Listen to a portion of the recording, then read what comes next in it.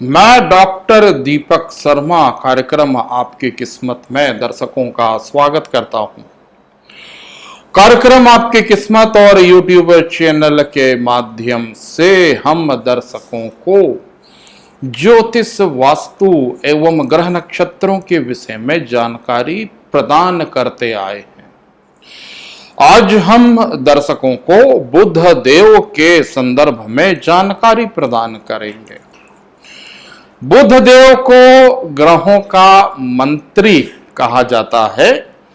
जिस प्रकार नवग्रहों में सूर्य देव ग्रहों के राजा होते हैं, मंगल को ग्रहों का सेनापति कहा जाता है, उसी प्रकार से बुध देव को ग्रहों का मंत्री कहा जाता है। इसे ग्रहों का राजकुमार भी कहा गया है।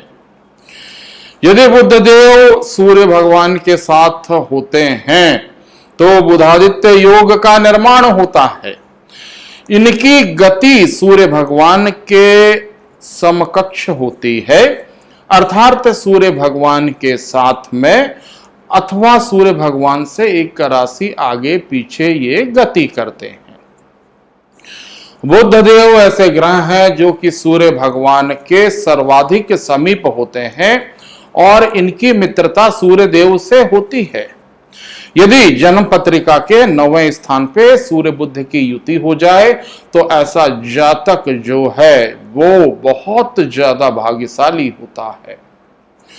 आज हम दर्शकों को जन्म पत्रिका के 12 भाव में बुध की क्या क्या स्थिति होती है और बुध देव क्या क्या फल उत्पन्न करते हैं, ऐसी जानकारी प्रदान करेंगे।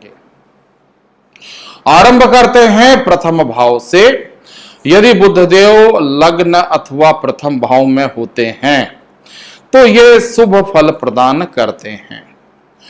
प्रथम भाव जन्म पत्रिका का आपके व्यक्तित्व का होता है और इस स्थान पर बुध देव की उपस्थिति मनुष्य के व्यक्तित्व में निखार लाती है। ऐसा व्यक्ति राजकुमार के तुल्य होता है और उसका व्यक्तित्व जो है वो सदा प्रभावशाली होता है।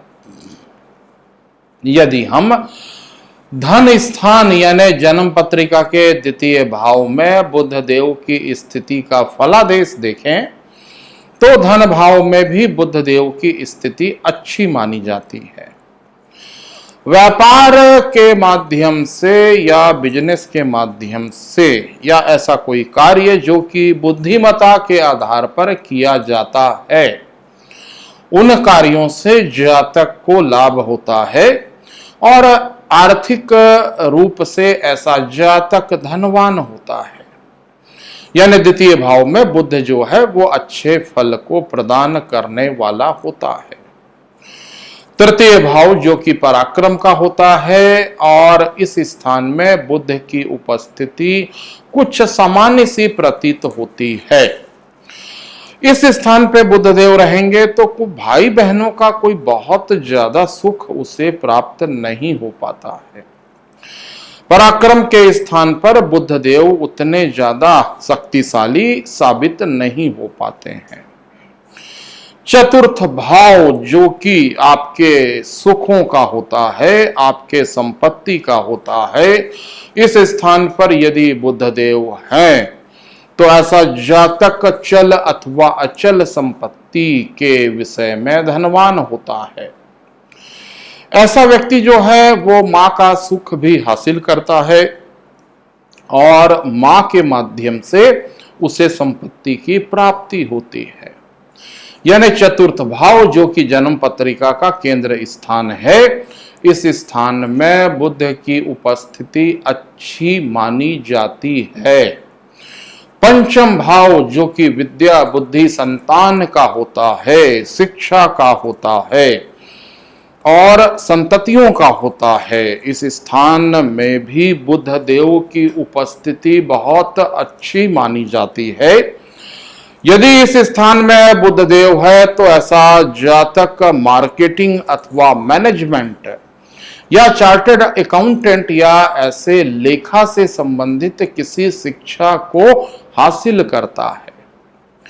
बुद्धिमान होता है, संततियों के सुखों की प्राप्ति होती है और ऐसा जातक समाज में अपनी छवि या अपनी प्रतिष्ठा बनाने में कायम होता है। यदि छठवें स्थान की बात की जाए तो रोग ऋण शत्रु का भाव है। छठवें स्थान में बुध की उपस्थिति कोई बहुत अच्छी नहीं रहती है।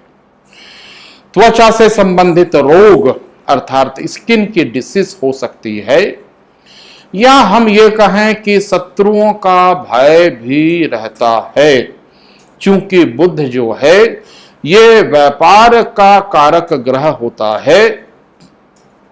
बुध परामर्श के कारक ग्रह होते हैं, इसलिए छठवें स्थान में यदि बुध की उपस्थिति है तो ऐसे जातक के शत्रु बुद्धिमान होते हैं और बुद्धिजीवियों से शत्रुता किसी कारणवश हो सकती है। यानी छठवें स्थान में बुध देव की उपस्थिति अच्छी नहीं मानी गई है। सातवां स्थान विवाह और वैवाहिक जीवन का भाव होता है। आपके दाम्पत्य जीवन के विषय में इस सातवें स्थान से विचार किया जा सकता है। सप्तम भाव में भी बुध जो है वो कोई बहुत अच्छा और शुभ फल प्रदान करने वाला नहीं माना गया है, क्योंकि बुध की उपस्थिति ऐसे जीवन साथी को दर्शाती है जो कि उदासीन होता है। विवाह और वैवाहिक जीवन वाले स्थान में किसी ऐसे ग्रह को उपस्थित होना चाहिए जिससे जीवन में रोमांस अथवा जीवन में आपको अपने जीवन साथी से प्रेम की प्राप्ति हो सके। यहां पर बुध जो है वो उदासीन जीवन साथी का कारक बनता है, यानी सातवें स्थान में बुध देव की उपस्थिति अच्छी नहीं कही जा सकती है। आठवां स्थान मृत्यु का स्थान होता है, अनिष्ट घटनाओं का कारक स्थान होता है। इस अष्टम भाव में भी बुध जो है वो कोई बहुत अच्छा फल प्रदान नहीं करता है, क्योंकि आठवें स्थान पर यदि बुध रहेगा तो कुछ ना कुछ परेशानियां और कुछ ना कुछ संकट का सामना जातक को करना पड़ सकता है। नौवां स्थान आपके भाग्य का स्थान होता है, आपके धर्म का स्थान होता है, आपके पिता का स्थान होता है। इस भाव में बुध देव की उपस्थिति सर्वश्रेष्ठ होती है। ऐसा जातक अपने समाज में अपनी छवि और अपनी प्रतिष्ठा को कायम करने में सफल होता है। नौवें स्थान में बुध की उपस्थिति जो है ये सर्वश्रेष्ठ मानी गई है, और यदि यहाँ पे सूर्य देव के साथ बुध की युति हो तो बुधादित्य योग हो तो फिर क्या कहना। ऐसा व्यक्ति जो है वो धार्मिक कार्यों में बहुत ज्यादा अभिरुचि लेता है, वो धर्म से संबंधित क्षेत्रों में सफलता अर्जित करता है। दसम भाव यानी आपके कैरियर, आपके राजकीय कृपा का भाव होता है। यदि दसम स्थान में बुध है तो ऐसा जातक अकाउंट यानी लेखा के क्षेत्र में या किसी भी प्रकार के परामर्श या किसी भी प्रकार के काउंसलिंग के क्षेत्र में वो सफलता अर्जित करता है। 10वें स्थान पर यदि बुध है और व्यक्ति यदि व्यापार करता है तो उसे व्यापार में बहुत ज्यादा सफलताएं प्राप्त होती है। दर्शकों को मैं ये बतलाना चाहूंगा कि बुध जो है ये मिथुन और कन्या राशि के स्वामी होते हैं। मीन राशि में ये नीच के होते हैं। यदि दसम स्थान में बुध जो है ये मिथुन अथवा कन्या राशि यानी अपने राशि में बैठे तो फिर पूरी ग्रह मतलब पूरी जन्म पत्रिका आपकी बलवान हो जाती है और आपको और भी किसी दूसरे ग्रह का यदि बल प्राप्त नहीं होता है तो भी केवल स्वराशि का बुध जो है ये दसम भाव में आपके पूरे जीवन को विशेष सुखों से परिपूर्ण कर देता है। इसी प्रकार 11वां भाव जो कि लाभ का होता है, इस 11वें भाव में बुध देव की उपस्थिति बहुत अच्छी रहती है। जैसा कि मैंने बताया कि मिथुन अथवा कन्या राशि में बुध यदि 11वें भाव में बैठे तो व्यक्ति को विशेष लाभ की प्राप्ति होती है। जीवन में बहुत ज्यादा सुख समृद्धि उसे प्राप्त होती है। यानी 11वें स्थान में बुध देव की उपस्थिति बहुत अच्छी मानी जाती है। 12वां भाव जो कि व्यय का होता है, इस 12वें स्थान पे बुध कुछ सामान्य फल ही प्रदान करता है। खास करके यदि 12वें स्थान में बुध है तो उसका सीधा संबंध आपके 6वें स्थान से होता है। 12वें स्थान पर यह देखना जरूरी होता है कि बुध के साथ क्या कोई दूसरा ग्रह भी बैठा है। यदि कोई दूसरा ग्रह वहां पे विराजमान है तो उस ग्रह के कारण बुध का फलादेश अच्छा हो सकता है। यदि केवल बुध 12वें स्थान पर हैं तो कुछ मिला जुला, कुछ मिश्रित फल ही जातक को प्रदान करते हैं। बुध देव के संदर्भ में दर्शकों को मैं ये भी बतलाना चाहूंगा, अपनी जन्म पत्रिका का अवलोकन कीजिए। ये देखिए कि आपकी जन्म पत्रिका में बुध की उपस्थिति किस भाव में है। यदि बुध देव अच्छे भाव और अच्छे फल के कारक हैं तो कोई चिंता का विषय नहीं है।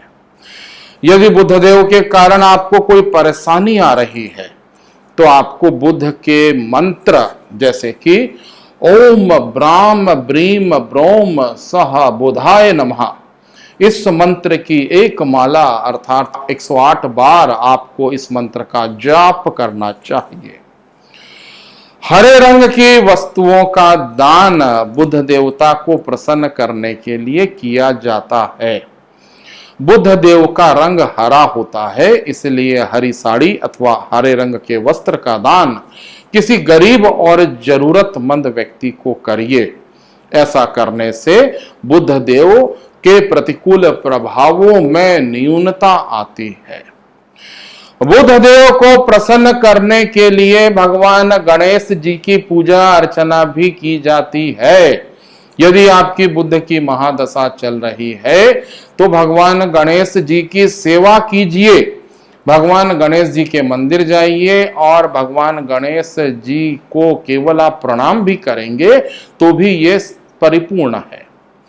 अर्थात भगवान गणेश जी की पूजा अर्चना से भी बुध देव प्रसन्न होते हैं। अपने घर में भगवान गणेश जी की फोटो या मूर्ति स्थापित कीजिए। फोटो या मूर्ति सुंदर और आकर्षक होना चाहिए। प्रतिदिन आप यदि भगवान गणेश जी की फोटो अथवा मूर्ति के समक्ष दीप अगरबत्ती प्रज्वलित करें तो इतना ही पर्याप्त है। ऐसा करने से बुध देव प्रसन्न होते हैं। आने वाले समय में दर्शकों को मैं डॉक्टर दीपक शर्मा ऐसी रोचक जानकारी प्रदान करते रहूंगा। अगले प्रसारण और अगली चर्चा तक के लिए मुझे इजाजत दीजिए। नमस्कार।